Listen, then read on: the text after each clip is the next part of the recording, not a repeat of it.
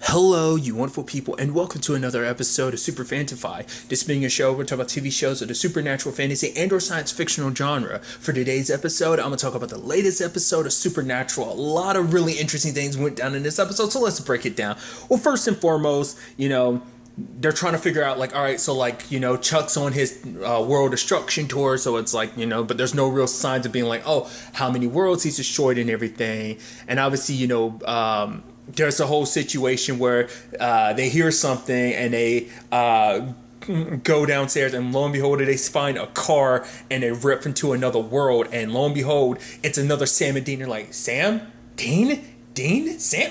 What? So it's interesting because this is the first time it's interesting because over the course of the series, there's been alternate versions of themselves, like a situation where they were kind of trapped in a different reality type of situation, sure. But this is the first time amongst the multiverse they've ever met themselves, because obviously the only other world they've ever spent extensive time on was Apocalypse world, and they didn't exist in that world. They were never born in that world. So this is their first time meeting another version of themselves from somewhere in the multiverse. But then they quickly get disappeared, and it's because Chuck ended up showing the world. I was like, because they were trying to escape, but sadly he ended up getting. I was like, they ended up getting caught in that. So Billy explains what's happening.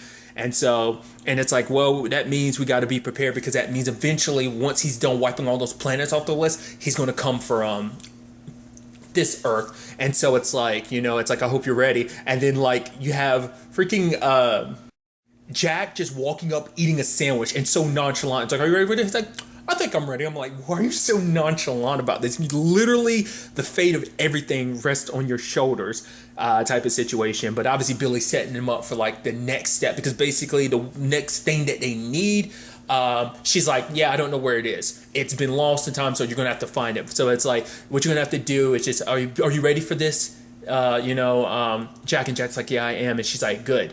Now don't do anything stupid. And she looks at Sam and Dean, and Dean's just kind of looking like, really? Come on.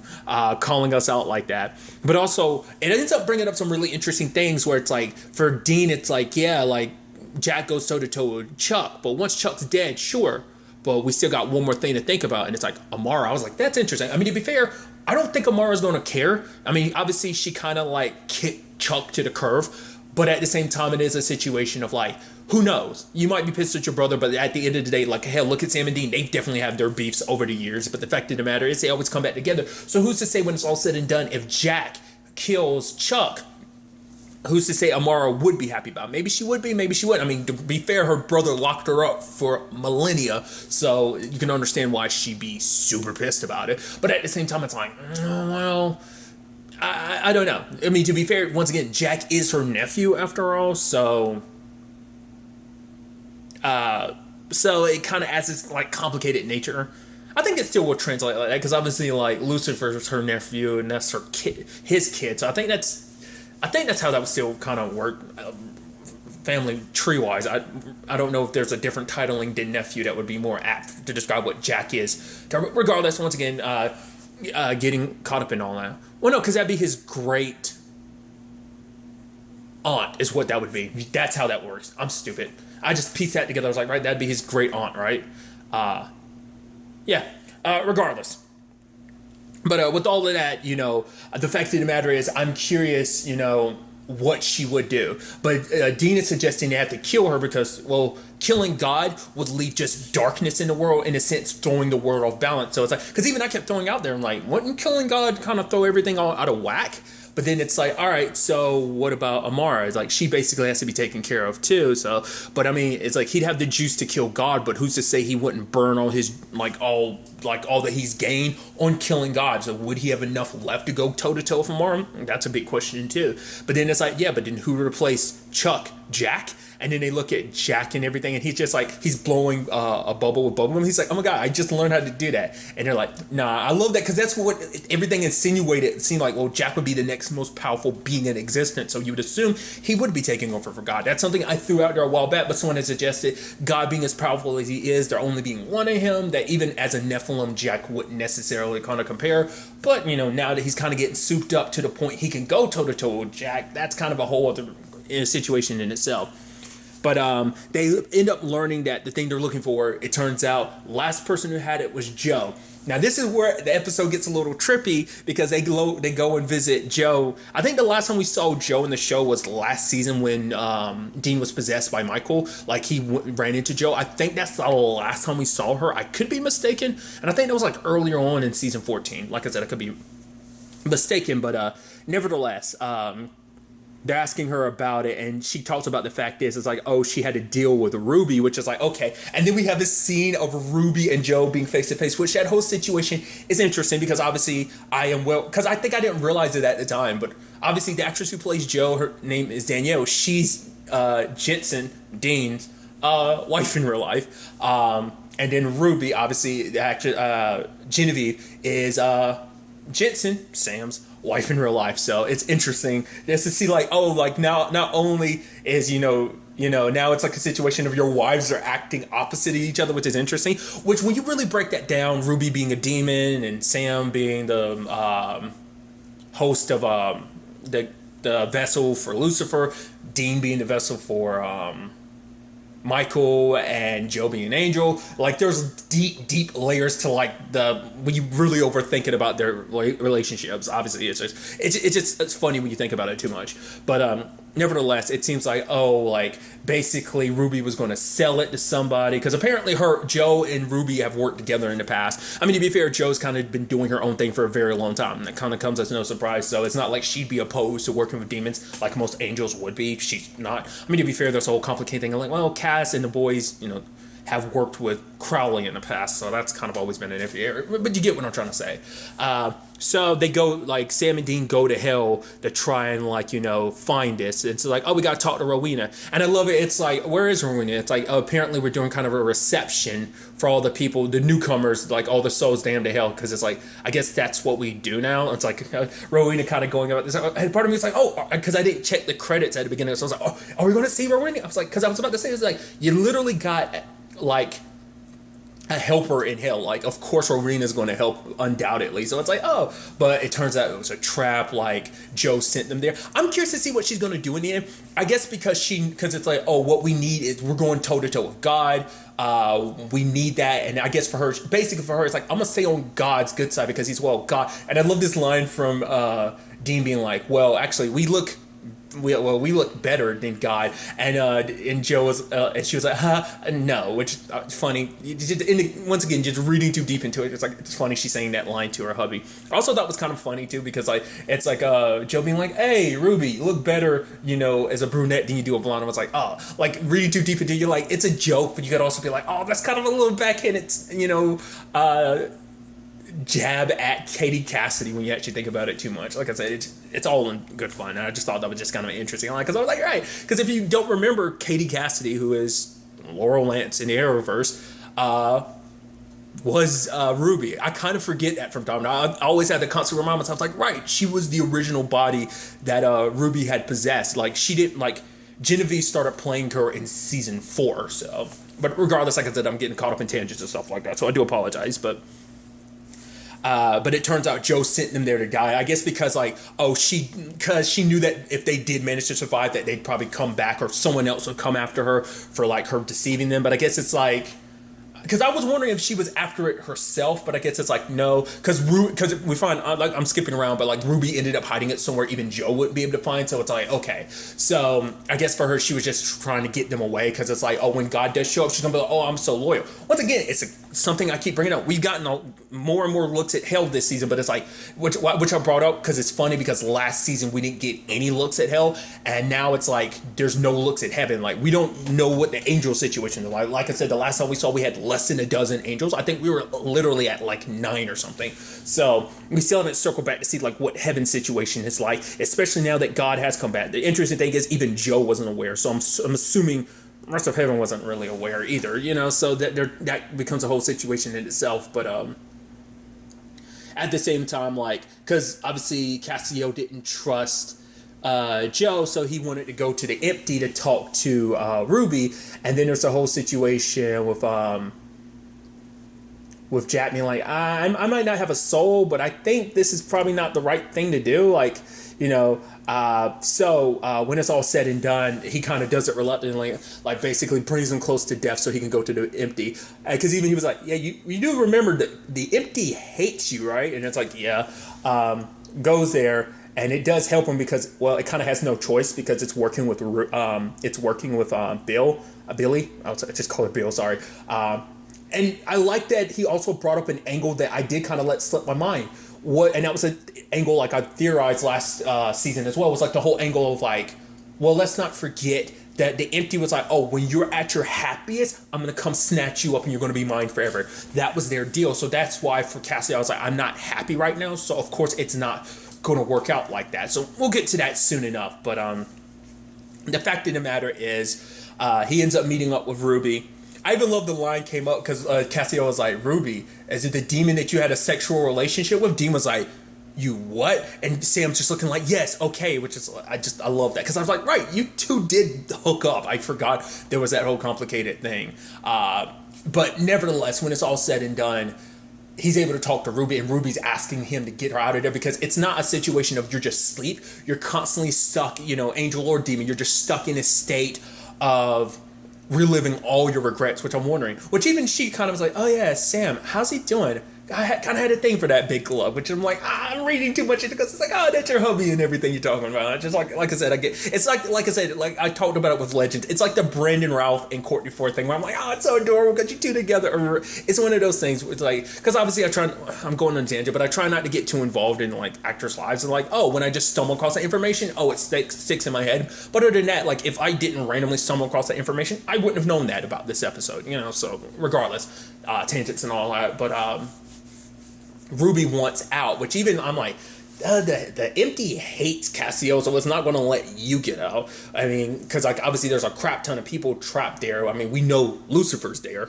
Once again, unless Jack killed him last season when he killed Nick, but I don't think he did. I think that was just like, him just kind of getting sucked back into the empty, in which we haven't seen any of that. Because I guess like Nick's not there to kind of pull him back because he would need a decent enough host to really pull him back.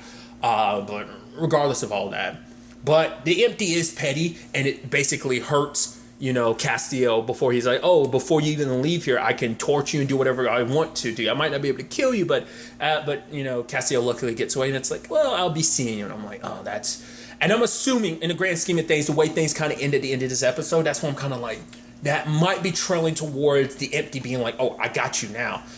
Because it's like Sam and Dean are important in Billy's words. Sam and Dean are important, but Castiel kind of isn't. So that's why the empty's like, oh, like I can kind of do whatever I want to do because like you're not under Billy's protection like anyone else is. So because it's like the deal is it's not about even like, oh, this deal about like dealing with God. For the empty, it's like, no, my deal is with Billy because when this is all said and done, I'll finally be able to get to sleep. I'll get to be left the hell alone. We'll see. I'm curious to see kind of where things kind of end up with the empty. I think Cassio is going to be stuck inside there.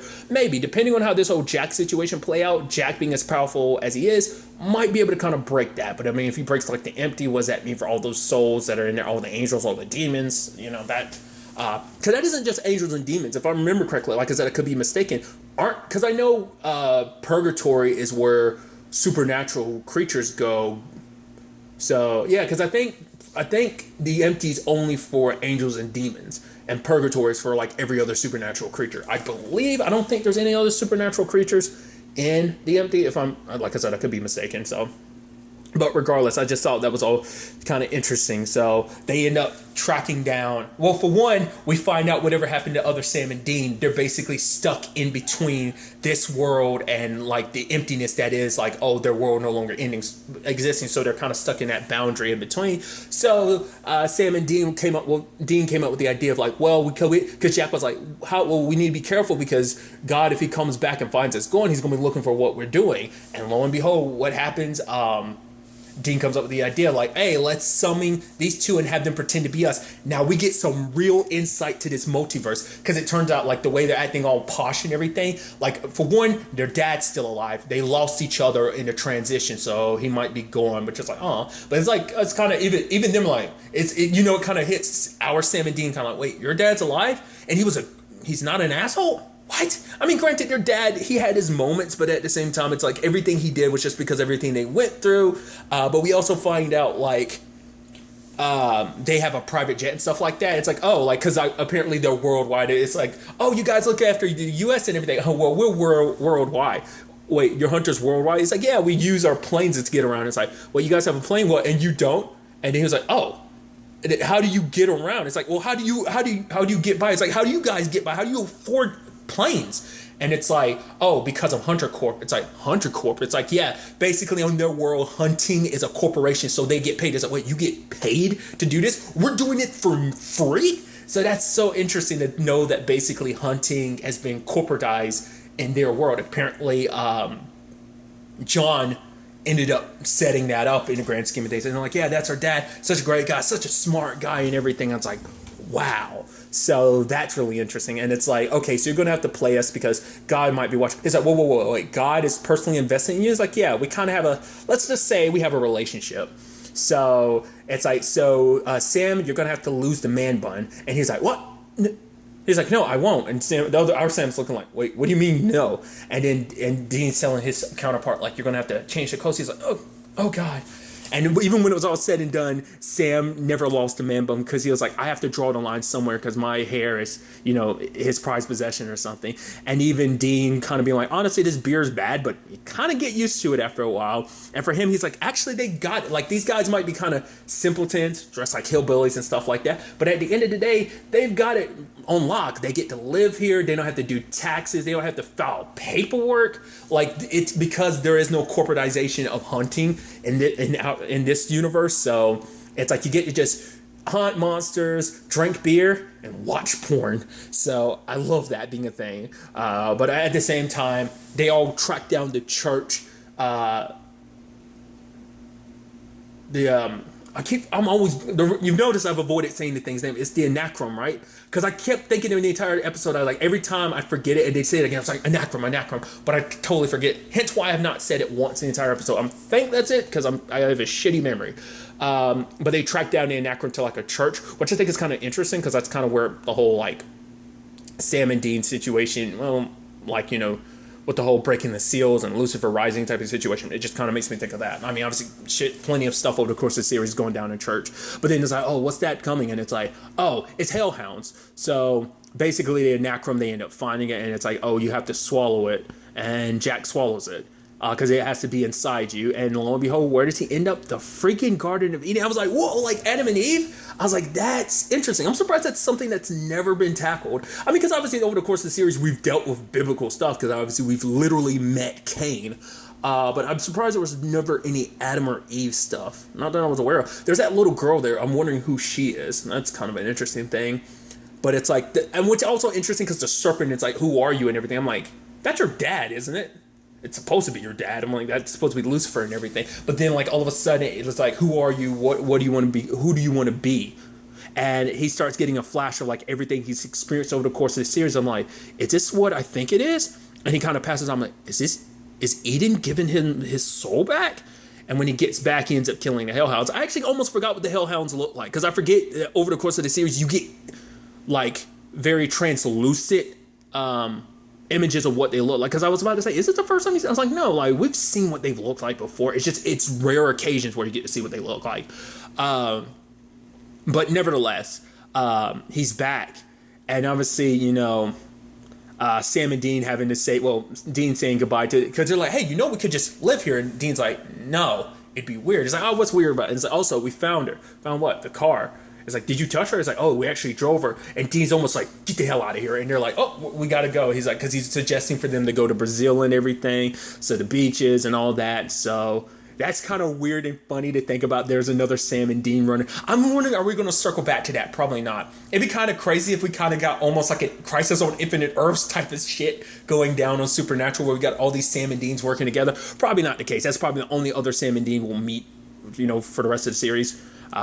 Literally counting down the episodes and stuff like that. But the fact is, I think that's probably it, especially considering the fact is, God, Chuck is wiping out every other Earth.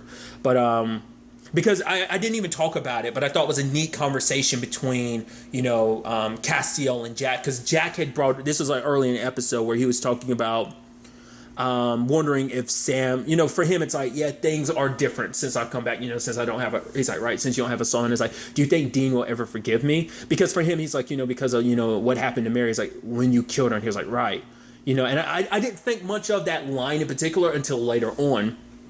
But it's like, for Castiel, he's like, Dean might forgive you. Like, he feels more things than most humans would. And the fact of the matter is, maybe he'll just kind of, explode one day with everything and just kind of take a deep breath and be like, it's all okay type of situation. But for it to kind of come full circle like that was kind of interesting, where like you see Jack breaking down, because for him it's like, because he couldn't understand, because for him, like, without a soul, once again, all this like non-humanity stuff is kind of interesting. Like that, I always tie back into the Vampire Diaries, because I always think that's such an interesting aspect of basically like not having your humanity. I mean, obviously the whole missing a soul thing is something that's popped up, but obviously the first instance of that, at least that I remember, was Sam at the end of season 5 technically, but obviously throughout season 6 he did, for a good chunk of season 6 he didn't. So regardless of all that, the fact is that when it's all said and done though, he has his soul back now, because before he could remember, understand like what it was to be sad or this and that, but he couldn't feel it. He didn't feel anything. So, but now it all came rushing back. He was like, I don't understand why it was so hard for me to understand. It's like, my mom died, so why couldn't I process what you were going through when your mom died? And so it's a situation of like, holy shit. I never even thought about that last season. Like, right, you lost your mom too. Like, of course you would know what it's like. And for him, it's like, but right, the thing I was going to circle back to is, because I didn't realize at the time he said like, oh, what happened to Mary, and Castiel had to correct him. It's like, no, what you did to Mary. It's like, right, without his emotions, he didn't put it together like, oh, I did something bad. It was just like, it was an accident happened. Why are they getting so butthurt about it? That he didn't, like, he wasn't accepting what he did. And now with his emotions back, he's like, with his soul back, he's like, I recognize what I did. I killed your mom. It was me. It was my fault. Like, he's taking responsibility for it. He's like, please forgive me. And you see Sam and Dean kind of compromise, because it's like, now they see the boy that they raised, that they cared about. So now it's going to be a thing of like, there was still that, like, there were parts of Sam and Dean that had, Sam more so than Dean, but Dean was in a way of forgiving him, because it's like, he treated Jack kind of like a son, interestingly enough, And so I think we're going to see parallels of that kind of come back. Now that, I think it's going to be a process a little bit, but I think Dean can find himself entering that way of realizing like that wasn't, Jack. Sam did quite a bit of stuff without his soul and everything, but it's like, so Jack was kind of, and the fact is he is remorseful about it. It's not going to be the easiest thing to forgive, especially going through so much, and finally getting your mom back after all that, and to lose her like that at someone that you care about's hands, so that's the complicated situation to it all. But, this all presents some very, very interesting elements that I'm curious to see kind of go back, where we go forward with that. Like the whole Ruby thing. Is Ruby actually going to get out of the empty? What about Joe? Like, where is she at? Like, I'm assuming the next time Chuck's on Earth, they're going to meet. Maybe she's going to try and come. It's like, oh, he came before, maybe he'll come now, or type of situation. Probably end up spoiling everything for Chuck. Like, yeah, Sam and Dean are trying to kill you. They've got the anacronym and everything. Anacronym. Whatever the case, they have that, this and that, so it's also interesting too, because it's like, because what Cassio describes the Garden of Eden is supposed to be a merge of divinity and humanity, which is literally what Jack represents, because it's like, it's not something for any human to go to. So it's like, no one has set foot in there since Adam and Eve were kicked out. Well, since all of humanity was kicked out. So to see it kind of come full circle, was it's not even an angel that came in, it's a half angel, half human, a Nephilim, so regardless, it's like I said, it's all some very interesting stuff that I'm curious to see where it all ends up taking us going forward into the next episode. But really, that's all I want to talk about. So the next time we meet, be happy, be safe, live life to the fullest, and enjoy it. Good day and good